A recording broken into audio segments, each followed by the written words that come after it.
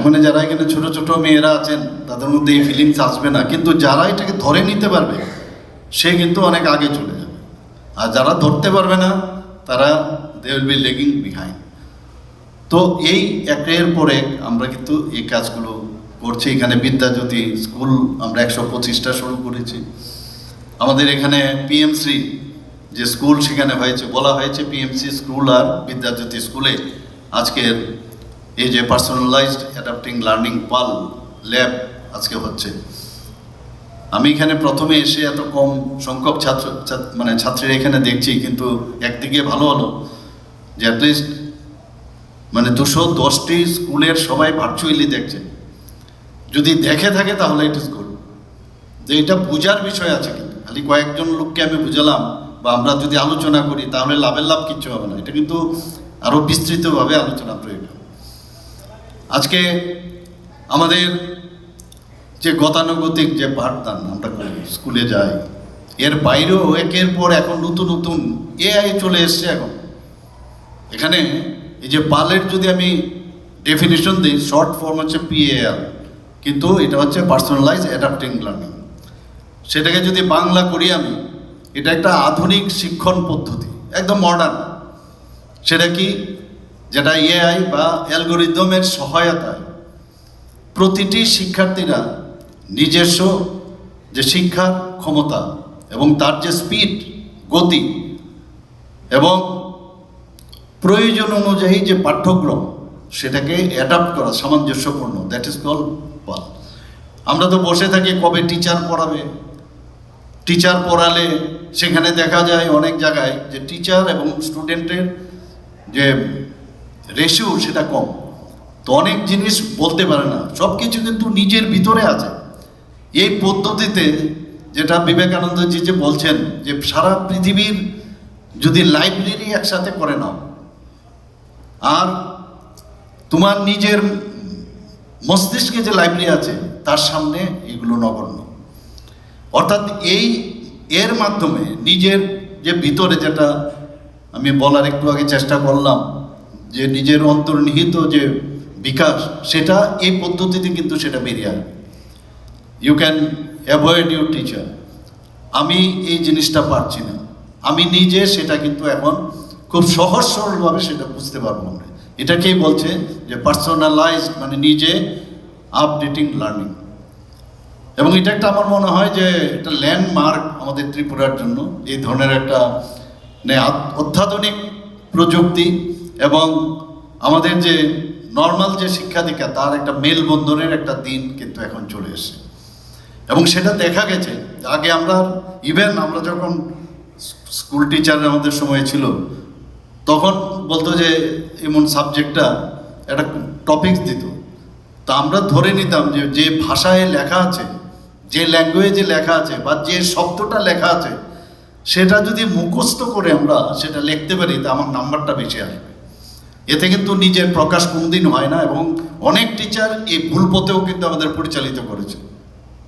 If I am not wrong, আমার এখনও মনে আছে, নিজে বুঝার পরে নিজের মতো করে যে লেখা, এখন কোনো ওয়ার্ড তো চেঞ্জ করতে পারবে না। এখন ফর এক্সাম্পল বায়োলজির কোনো শব্দ আছে, সেটা চেঞ্জ করা যাবে না, কিন্তু সেন্টেন্স লেখার যে প্রকাশ করার যে পদ্ধতি, তার মধ্যে যতক্ষণ ধরে না আসবে তাহলে তার ডেভেলপমেন্ট কোনো দিনই সম্ভব হবে না। এবং এই কারণেই ন্যাশনাল এডুকেশন পলিসির মধ্যে বারবার বলছে মুখস্থ বিদ্যার থেকে বাইরে আসতে হবে।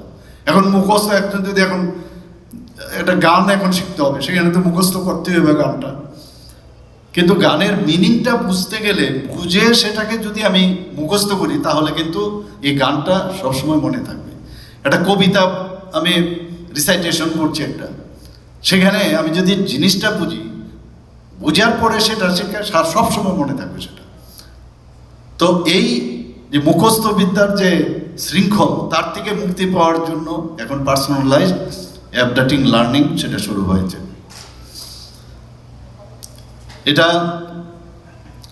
শুধু তাই নয় যে রিয়েল টাইমে তার রেজাল্ট দেবে, যে আমার কতক্ষণের মধ্যে আমার রেজাল্ট, এবং তার বিশ্লেষণও এর মধ্যে হয়, এবং ইমিডিয়েটলি তার পার্ট করে প্রতিটা জায়গায় তার বিশ্লেষণ করার শক্তি এটার মধ্যে আছে। আজকে আমরা চাই শুধু ত্রিপুরাতে না, ন্যাশনাল এডুকেশন পলিসি 2020 অর্থ হচ্ছেই যে গুণগত মানের উচ্চ চিকিৎসায় যে উচ্চ শিক্ষায় যেন আমরা শিক্ষিত হই। আমরা কথা বলি শিক্ষা ছাড়া কিন্তু কোনো কাজ হবে না। মাননীয় প্রধানমন্ত্রীজি বারবার বলছেন যে আগামী দিন ওইসব লোকের হাতে এই রাজ্য বা এই দেশ বা এই পৃথিবী থাকবে যার কাছে যত বেশি নলেজ থাকবে তার কাছে।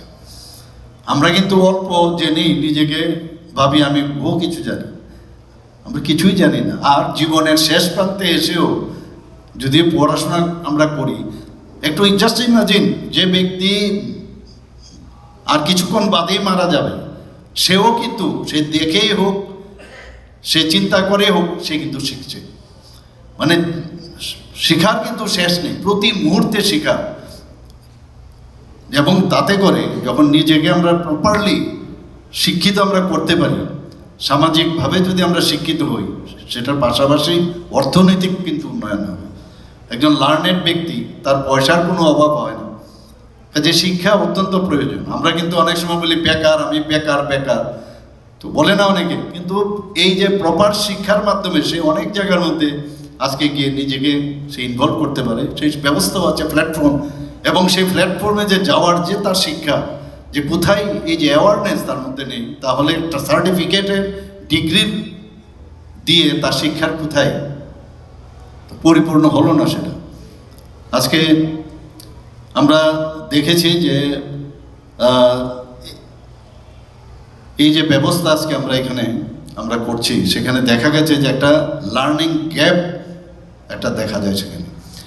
এখানে ASER অর্থাৎ annual status of education report 2024 তারা কি বলছে যে আমাদের যে সরকারি বিদ্যালয়গুলো আছে সেখানে পঞ্চম শ্রেণীর যারা ছাত্রছাত্রীরা আছেন 44.8%, সাপোজ ক্লাস 5-এ আছে 44% মানে পার্সেন্ট তারা ক্লাস 2-র বিদ্যা বুদ্ধিও নেই। Just imagine. অর্থাৎ আমি পাশ করে গেছি, বাড়িতে গিয়ে সার্টিফিকেট দিয়ে গেলাম, খুব খুশি যে আমি এবার পাশ করে গেছি, কিন্তু একটা রিপোর্টে দেখা গেছে ক্লাস 5 পড়ে, 5th স্ট্যান্ডার্ডে আছে, কিন্তু ক্লাস 2nd স্ট্যান্ডার্ডের তার বিদ্যা বুদ্ধি নেই। এটা কিন্তু মানে গ্রাউন্ডিং, কিন্তু এটা গ্রাউন্ডে আছে সেটা। এবং যেখানে ফাঁকি, জীবনের কোনো না কোনো জায়গার মধ্যে ওই ফাঁকির জায়গাটা কিন্তু পড়তে হয়। এটাই মনে আমার নিজের জীবনে আমি দেখেছি। এই চ্যাপ্টারটা মনে হচ্ছে খুব কঠিন, সেটা আমি পড়লাম না, দেখা গেল আমার থিসিসের মধ্যে সেই সাবজেক্টটি এসছে। তো এই কথাটাই বলছে যে এই যে এগুলো যে রিপোর্ট ভেরি ইম্পর্টেন্ট, সেই কারণেই বলছে যে আমার মধ্যে গ্যাপ কেন থাকবে।